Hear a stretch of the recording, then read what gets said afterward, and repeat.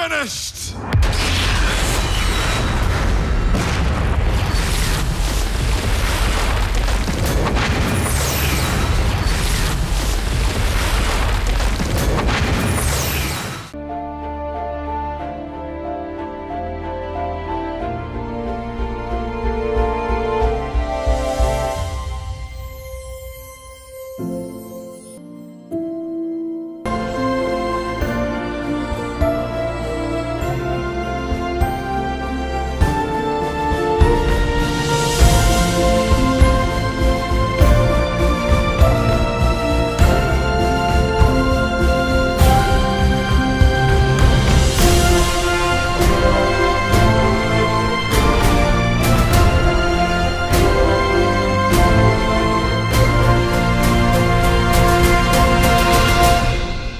Let us see the message of the promise.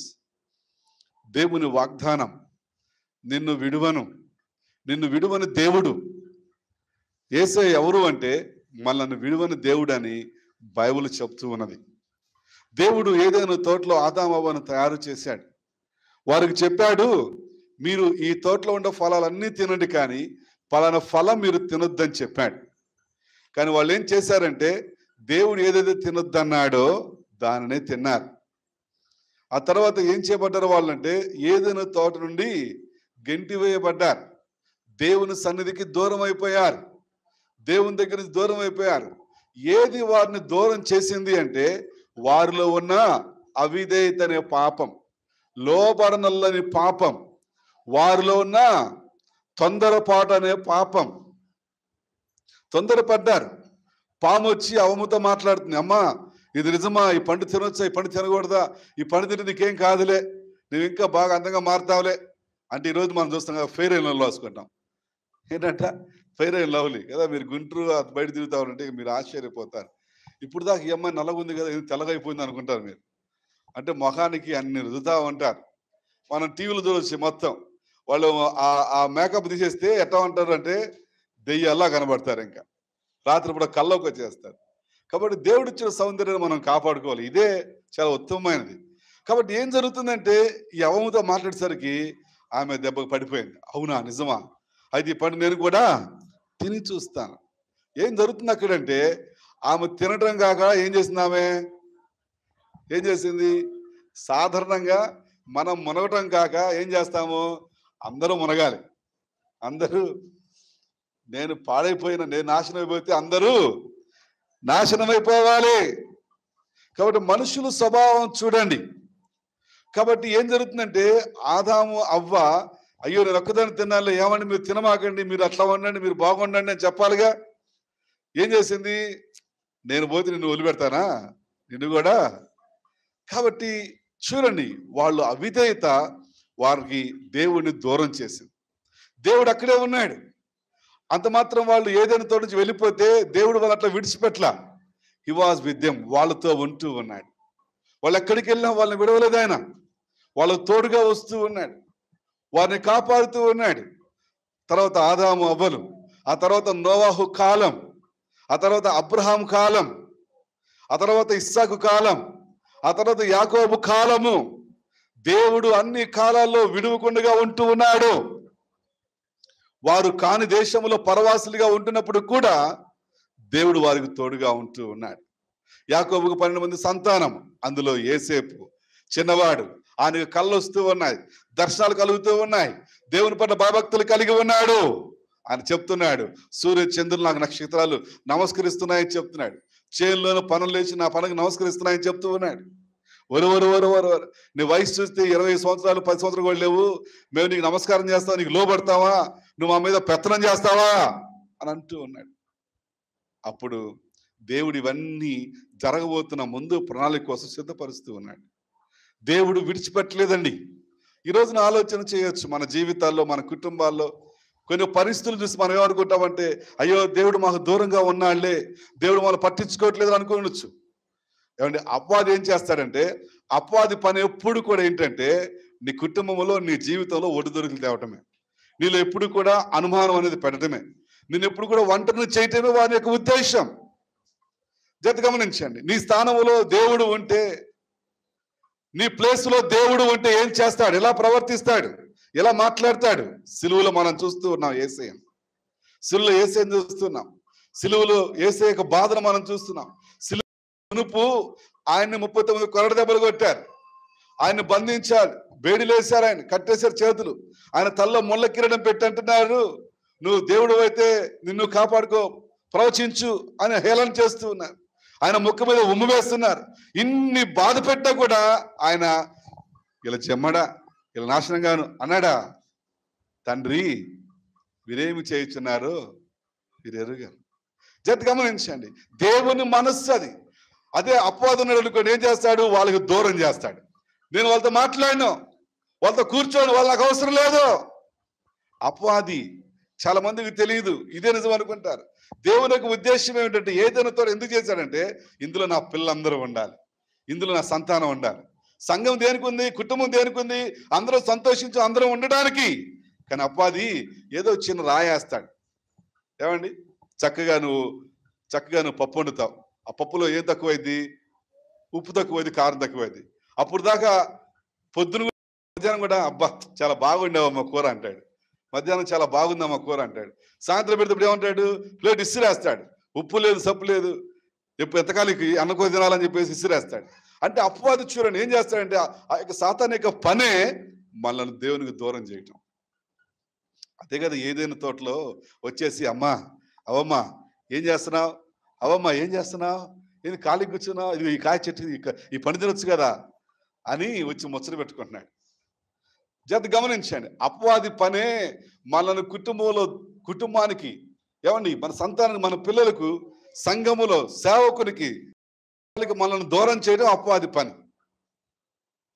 జత గమనించండి, దేవుడు అంటున్నాడు నిన్ను విడువను, నిన్ను విడువను.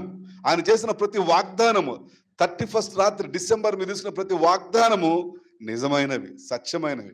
ఆయన మీ పట్ల వాగ్దానాలు కలిగిన దేవుడు, ఆయన మనల్ని విడిచే దేవుడు కాడు. కాబట్టి ఈ రోజున ఆలోచన చేయాలి. మన మీదకి వస్తున్న చిన్న చిన్న సమస్యలు, చిన్న చిన్న కష్టాలు, చిన్న చిన్న ఇబ్బందులు, ఇరుకులు, ఏమండి ఇవేం చేస్తున్నాయి అంటే, అయ్యో నేను ప్రార్థనకి వెళ్ళనులే, అయ్యో పాస్టర్ గారు ప్రార్థిస్తే మాకు ఏం మేలు జరగట్లేదులే, మాకు కష్టాలు వస్తున్నాయి, మాకు బాధలు వస్తున్నాయిలే, మా పంట మా చేతికి రావటం లేదులే, మా పిల్లలు బాగా చదువుకోవట్లేదు, మా సహాయం చేసేవాళ్ళు ఎవరు, మాకు దిక్కు లేరు, మేము అనాథులము, మాకు ఎవరు లేరు. అపవాది ఆలోచన, అపవాది స్థితి. కానీ దేవుడు ఎవరు తెలిసిన? నిన్ను విడువని దేవుడు, the God who will not leave you. ఆయన ఎవరు అంటే నిన్ను విడిచే దేవుడు కాడు, ఏ పరిస్థితులు విడిచే దేవుడు కాదు. ఏదైనా తోట నుంచి వాళ్ళను గెంటి వేశాడు, కానీ వాళ్ళు విడిచిపెట్టాడు దేవుడు వాళ్ళు విడిచిపెట్టలేదు. దేవుడు వాళ్ళు విడిచిపెట్టలా. నోవాహు కాలంలో ప్రపంచం మీదకి జలప్రలయం వచ్చింది, ప్రపంచం అంతా కూడా జలమలమైపోయింది, జలములో మునిగిపోయింది, కొండలు గుట్టలు, ప్రజలందరూ చనిపోతూ ఉన్నారు, గుట్లుగా తేలుతూ ఉన్నారు. నోవాహు కుటుంబం మాత్రమే ఇదిగో ఇటువంటి ఓడలో క్షేమంగా ఉన్నారు. వారికి కావాల్సిన ఆహారం ఉంది, వారికి కావాల్సిన నీళ్లు ఉన్నాయి, వారికి కావాల్సిన వస్తువులన్నీ దేవుడు ముందుగానే సిద్ధపరిచాడు. ఎంత మంచి దేవుడు చూడండి. ఆయన ఈరోజు మన మధ్యలో ఉన్నాడు, మనతో ఉన్నాడు. నువ్వు రక్షణ పొందిన కానించి నీతో ఉన్నాడు ఆయన. కానీ నువ్వేం చేస్తున్నావంటే ఆయన పక్కన పెట్టేస్తూ ఉన్నావు, ఆయన గురించి ఆలోచన చేయటం లేదు. నువ్వెప్పుడు నీ గురించి ఆలోచిస్తున్నావు, నేనేం తిన్నాను, ఏం ధరించాను, నేనేం తిన్నాను, నేనేం ధరించాను, నాకేం పెట్టారు, నేనేం చూశాను. ఎప్పుడు నీ గురించి ఆలోచిస్తున్నావు, దేవుని గురించి ఆలోచన చేయటం లేదు. అరే ఆయన నా కోసం ఈ పని చేశాడు, నా కోసం ప్రాణం పెట్టాడు, నా కోసం రక్తం కార్చాడు, మా ప్రార్థనలు విన్నాడు, మాకు వర్షాన్ని పంపాడు, మా పంట పొలాలు దీవించాడు, మా పిల్లల జీవితాల్లో మేలు చేస్తూ ఉన్నాడు. ఆలోచన చేయండి. ఈ రోజున దేవుని సంగమా వెళితే మనం ఆశ్చర్యపోతాం. దేవుని వాక్యం యెహోషువ గ్రంథం మనం చూద్దాం. యెహోషువ గ్రంథములో 1వ అధ్యాయము 6వ వచనములో అంటూ ఉన్నాడు, నిన్ను విడువను, నిన్ను ఎడబాయను, నిబ్బరము కలిగి ధైర్యముగా ఉండము, నిబ్బరము కలిగి ధైర్యముగా ఉండము. వారికి ఇచ్చేదనని నేను వారి పితరులతో ప్రమాణం చేసిన ఈ దేశము నిశ్చయముగా నీవు ప్రజల స్వాధీనము చేతువు. హల్లెలూయా. దేవుడు యెహోషువతో మాట్లాడుతూ ఉన్నాడు. యెహోషువ ఎవరు అంటే మోషే శిష్యుడు. మోషే దగ్గర మోషే వస్తువులు మోసేవాడు ఆయన. మోషే వస్తువులు మోసేవాడు, మోషే బట్టలు, మోషే బ్యాగు, మోసే సామాన్లు మోసే వ్యక్తి యెహోషువ. యెహోషువ మోషేకు ముందు ఎవరు అంటే యోసేపు.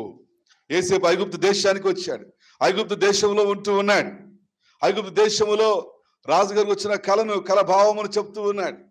7 బక్కావులు 7 బలిసావులు చేసి ఆ బక్కావులు మింగేస్తూ ఉన్నాయి అని చెప్తూ ఉన్నాడు. 7 సంవత్సరాల పంట రాబోతుంది, 7 సంవత్సరాల కరువు రాబోతుంది చెప్పినప్పుడు వెంటనే ఆయన ఉంగరు తీసేసి రాజుగారు యోసేపుకి ఇస్తున్నాడు.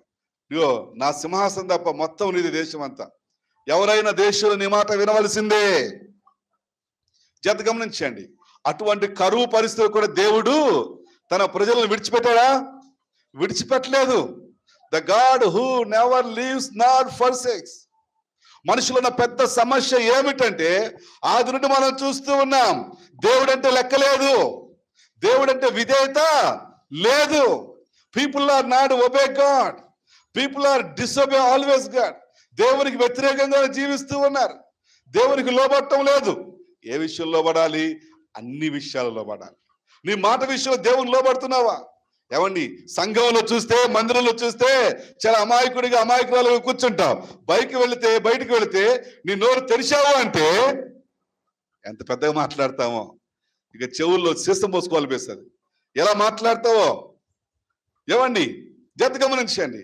దేవుని సంఘములో నోరు మూసుకొని మెల్లగా మౌనంగా చాలా మంచివాడిగా మంచిదానిగా ఉంటావు. ఇంటికి లేదని చిన్న సమస్య వస్తే రాచి రంపాన పడతావు. ఇదేనా నువ్వు నేర్చుకున్న సంఘంలో? ఇదే నువ్వు నేర్చుకుని దేవుని దగ్గర? ఆలోచన చేయాలి. ఈ రోజున దేవుని పిల్లని చెప్పుకున్న మనము ఏ స్థితిలో ఉంటూ ఉన్నాం, ఎటువంటి పరిస్థితిలో ఉంటూ ఉన్నాం? ఇందుకోసం యేసు శిలువ రక్తం కార్చింది. నీ బ్రతుకు మారాలి. మనుషులు దేవుని మీద తిరగబడుతూ ఉన్నారు. సంఘములో భక్తి పరులుగా ఉంటారు, సంఘములో దేవుని పిల్లలుగా మంచి వస్త్రాలు ఉంటాం. బయటికి వెళితేనేమో దేవునికి ఆయాసకరంగా. కుటుంబం ఎట్లా ఉంది? మన కుటుంబం, మన భార్యతో మన భర్తతో మనం ఎట్లా ఉన్నాం? ఏమన్నా మన పిల్లలకు, మన కూతుర్లకు, మన కుమారులకు మనం ఏం నేర్పిస్తూ ఉన్నాం? మన కోడళ్లకు, మన అల్లులకు మనం ఏం నేర్పిస్తూ ఉన్నాం? మన గురించి ఏమనుకుంటున్నారు? మన స్వభావం గురించి ఏమనుకుంటున్నారు? ఇక్కడ మనం చూస్తే ఆది కాండము నుంచి ప్రతి ఒక్కరు కూడా దేవునికి అవిధేయులే. దేవుడు చెప్తున్నారు, మీరు పలానా విషయాలు అవిధేయులు అన్నప్పుడు వెంటనే వారు రికగ్నైజ్ అయ్యి గుర్తించి ఆ తప్పుదాన్ని విడిచిపెడుతున్నారు. ఇక మరల వారు అవిధేయత చూపట్లేదు, మరల వారు పాపం జోలికి వెళ్ళటం లేదు, మరల వారు తప్పుదాన్ని పడిపోవటం లేదు. మనుషుని జన్మకర్మ పాపాలు బంధించి ఉంచారు. దేవుడు ఆది నుంచి మనుషుల కోసం గొర్రెల యొక్కయు కోరల యొక్క రక్తాన్ని చిందిస్తూ వస్తున్నారు. పావురాలు, గువ్వలు ఏమండి వారి స్తోమతను బట్టి బలిస్తూ వస్తూ ఉన్నారు. కాబట్టి మోషే కాలములో ఇశ్రాయేలు ఐగుప్తు దేశంలో ఉంటూ ఉన్నారు. ఏమైనా తర్వాత మోషే ద్వారా దేవుడు మాట్లాడి ఇశ్రాయేలు ప్రజలను ఐగుప్తు బానిసత్వం నుంచి విడిపించి 40 సంవత్సరాల అరణ్య ప్రయాణం కూడా తీసుకొస్తూ ఉన్నాడు. ఆ ప్రయాణంలో మోషే రావాల్సిన చోటుకు వచ్చేసాడు. మోషే అన్నాడు, ఇక నువ్వు చాలు, ఇప్పటి నుంచి నా సేవకుడైన యెహోషువ నా ప్రజలు నడిపిస్తాడు. అప్పుడు దేవుడు మాట్లాడుతున్నాడు యెహోషువతో, యెహోషువ నిన్ను విడువను, నిన్ను ఎడబాయను. యెహోషువను చూద్దాం. యెహోషువ క్వాలిఫికేషన్ చూద్దాం. Don't have education. ఆయనకి చదువు లేదండి. ఆయనకు ఉన్నదలా ఒకటే, దేవునికి లోబడటం. దేవుని లోబడుతున్నావా? ఇక నీ వయసు చూసుకోవద్దు. నేను పెద్దోడిని, నాకు 100 సంవత్సరాలు, 90 సంవత్సరాలు వయసుగా చూసుకోవచ్చు. ఇక్కడ నేను దేవునికి ఎంత లోబడుతున్నాను? నా నోటిని దేవునికి లోబడుస్తున్నానా? నా జీవితం దేవునికి లోబడుస్తున్నానా? ఏమండి బయటికి మాత్రం చాలా సౌమ్యులుగా ఉంటాం, ఎవరో ఉండరు. యెహోషువ జీవితం మారిపోతుంది. అప్పటి వరకు యెహోషువ దుడుగ్గా ఉండేవాడు. అప్పటి వరకు యెహోషువ చాలా ఫైర్గా ఉండేవాడు. ఎప్పుడైతే దేవుని యొక్క గాడిలో పడ్డాడో he was a totally change inside and outside. హల్లెలూయా, హల్లెలూయా. దేవుడు మాట్లాడుతున్న యెహోషువతో, యెహోషువ నిన్ను విడువను, నిన్ను ఎడబాయి. దేవుడు ఎవరు అంటే మనల్ని విడిచే దేవుడు కాడు. నువ్వు అనుకుంటున్నావు మనసులో నన్ను దేవుడు విడిచిపెట్టాడు అనుకుంటున్నావు. ఏమన్నా నయోమి మోయాబు దేశానికి వెళ్ళిపోయింది. భర్తతో 2 కుమారులతో వెళ్ళిపోయింది. వెళ్ళిపోతే ఏం జరుగుతుంది అక్కడ అంటే తన భర్త చనిపోతూ ఉన్నారు, కుమారులు చనిపోతున్నారు, ఒంటరిగా మిగిలిపోయింది, విధవరాలు అయిపోయింది. ఎవరు లేరు, నన్ను దేవుడు విడిచిపెట్టాలే, నన్ను మర్చిపోయాడు దేవుడు, నాకు ఎవరు లేరులే అనుకుంటుంది. బట్ దేవుడు రూతును సిద్ధపరుస్తూ ఉన్నాడు. ఎవరు సిద్ధపరుస్తున్నాడు? రూతు అని. రూతు అంటుంది, రూత్ అంటుంది, అత్తమ్మ నువ్వు ఎక్కడికి వెళ్తాను అక్కడికి వస్తాను, నీతో నేను ఉంటాను, నువ్వు తినదే నేను తింటాను, నువ్వు ఉండు చోట నేను ఉంటాను, మరణము తప్ప నిన్నను ఏది కూడా వేరు చేయదు. హల్లెలూయా, హల్లెలూయా. ఏమండి, రూతు యేసు ప్రభు వంశావళి లెక్కించబడుతుంది. దేవుడు ఎవరంటే విడిచే దేవుడు కాడు, విడువని దేవుడు. అయితే మనలో ఏముండాలంటే, మనలో దేవుని కోసం మంట ఉండాలి. నేను పరిశుద్ధంగా జీవించాలి, నా నోరును స్వాధీనపరచుకోవాలి, నా బ్రతుకు మారిపోవాలి. నేను యేసు ప్రభు నమ్ముకుని ఎన్ని సంవత్సరాలు అవుతుంది, ఎంతకాలం అవుతుంది?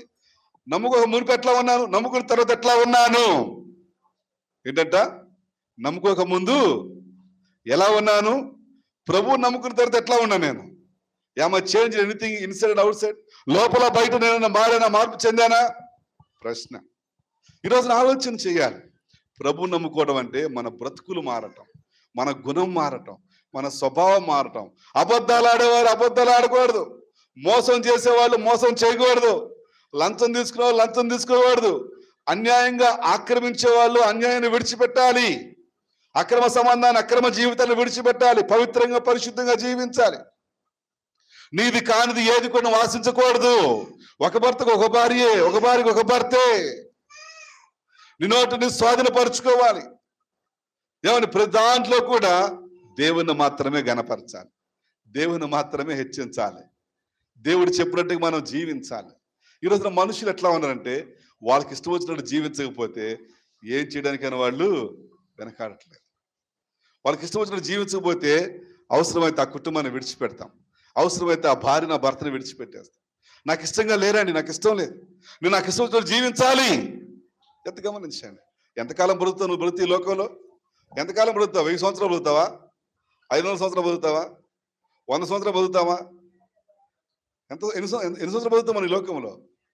ఏమండి, నరుని ఆయువు గడ్డి వంటిది అన్నాడు. గడ్డి పచ్చగా, నేను వర్షం వల్ల పచ్చగా వచ్చేసేసింది. ఇదే ఎండ సాయంత్రం దాకా ఉంటే ఏమైపోద్ది గండి? ఏమైద్ది?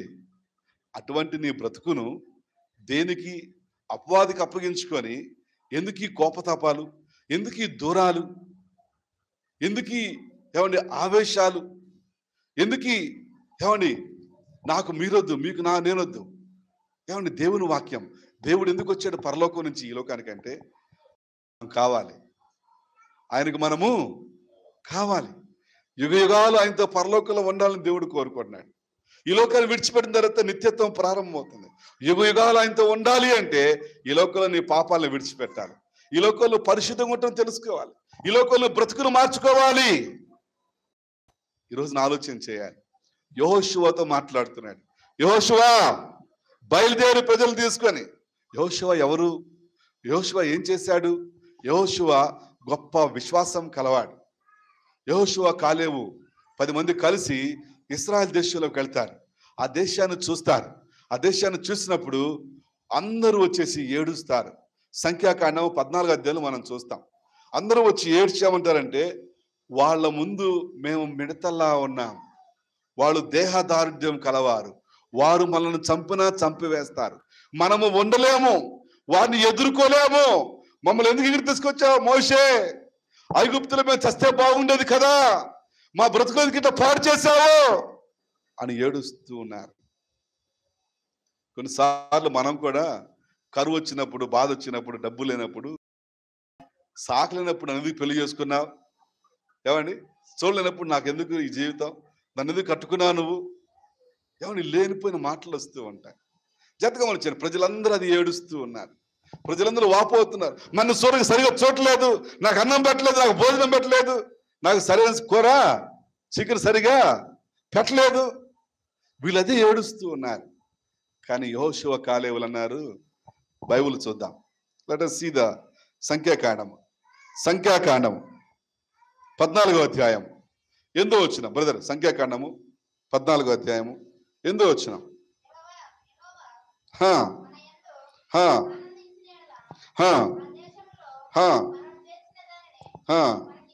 సరిగా చదవాలి. మళ్ళను చేర్చి అది కరెక్ట్ చదవమాట. అది పాలు తేనెలు ప్రవహించు దేశం. దేవుడు చెప్తున్నాడు. ఇక్కడ యెహోషువ మాట్లాడుతున్నాడు.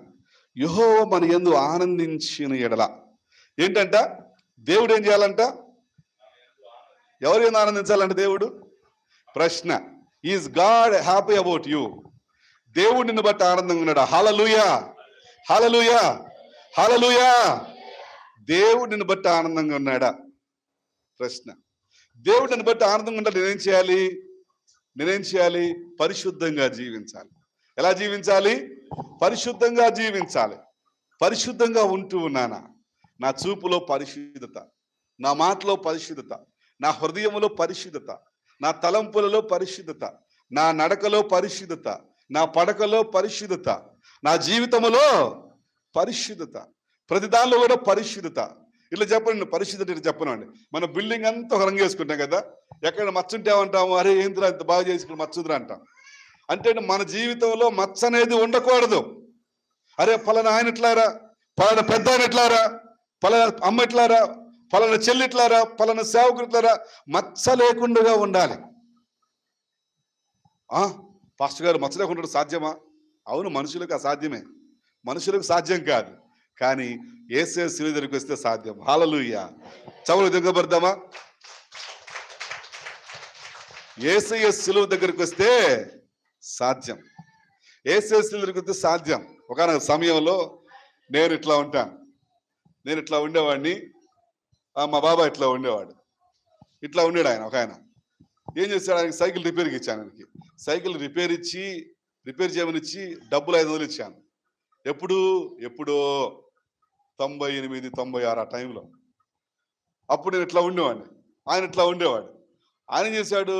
సైకిల్ తీసుకున్నాడు, రిపేర్ చేస్తాను, సైకిల్ అమ్మేసుకున్నాడు, డబ్బులు తినేశాడు. వెళ్ళిపోయి సైకిల్ నువ్వు డబ్బులు అనేవంటే ఏందో నా కొడుకునికి ఇచ్చేని చెప్పేసి కొడతాను లేచాడు.